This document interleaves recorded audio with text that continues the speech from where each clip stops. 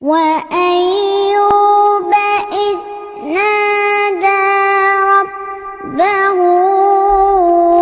أني مسني الضر وأنت أرحم الراحمين فاستجبنا له فكشفنا